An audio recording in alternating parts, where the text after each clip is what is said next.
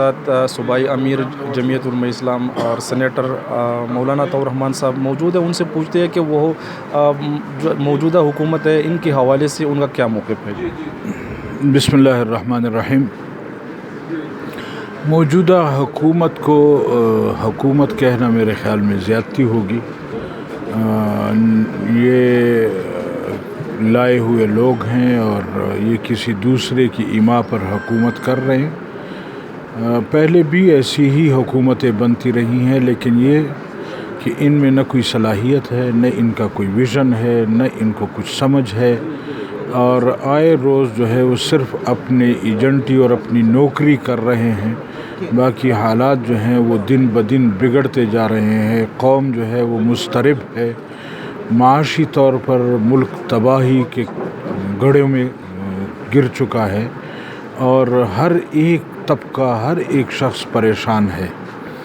تو ان حالات میں ہم کیا کہیں کہ کس کی حکومت ہے اور کون کر رہا ہے اور کیا کر رہا ہے. جی بالکل.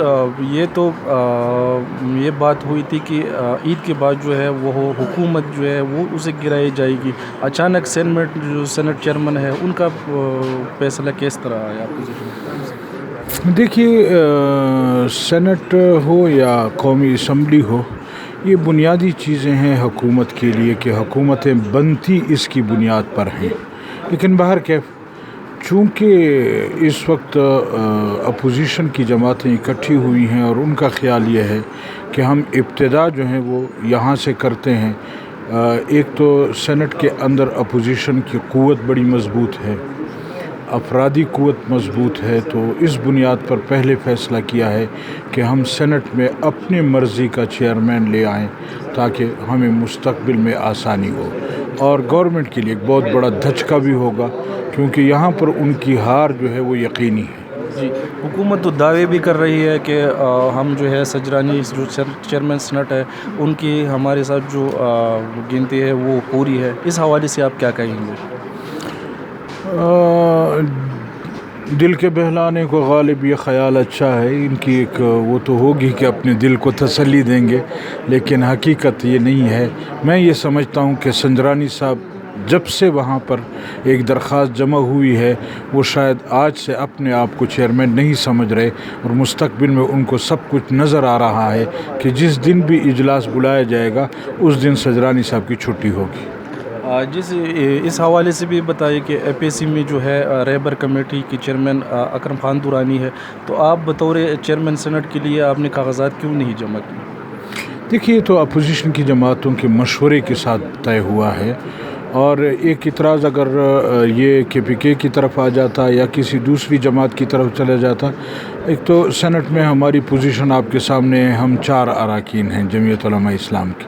دوسرا یہ ہے کہ سنجرانی صاحب کا تعلق چونکہ بلوچستان سے ہے اور یہ سمجھتے ہیں کہ پسماندہ علاقہ ہے، تو اپوزیشن نے پھر بھی اپنے بلوچستان ہی کے شخص پر اتفاق کیا ہے، جو میرے خیال میں بڑا خوش آئند ہے کہ بلوچستان کی وہ مایوسی نہیں ہوگی کہ شاید وہ لوگ یہ سمجھیں کہ ہم چھوٹا صوبہ ہیں تو اس وجہ سے ہمارا چیئرمین ہٹا دیا گیا.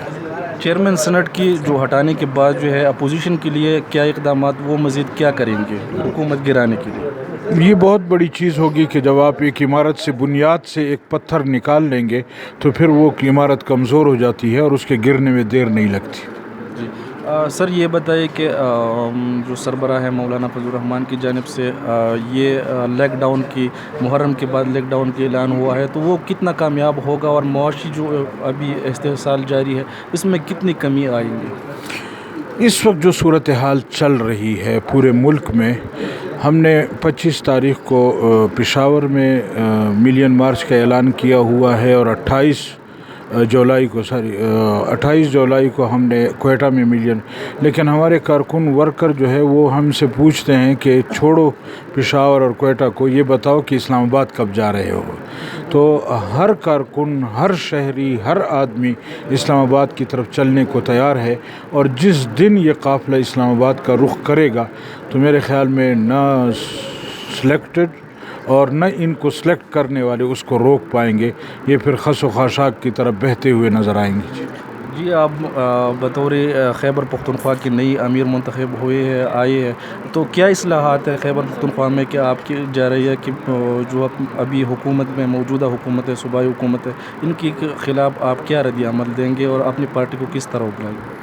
دیکھیں ہمیں حکومت نہیں ملی، ہمیں امارت ملی ہے، تو ہم اپنے امارت میں اپنی جماعت کو چلانے کی کوشش کریں گے، لیکن 25 جولائی کا جو پروگرام ہے وہ میرا اپنا یہ ہے کہ یہ ملین مارچ نہیں ہوگا، یہ بلین مارچ ہوگا انشاءاللہ، اور یہ اس دن جو ہے پشاور تنگی دامہ کا گلہ کرے گا کہ میرے اندر اور وسعت ہوتی تاکہ میں ان لوگوں کو سما سکتا. بہت شکریہ سر.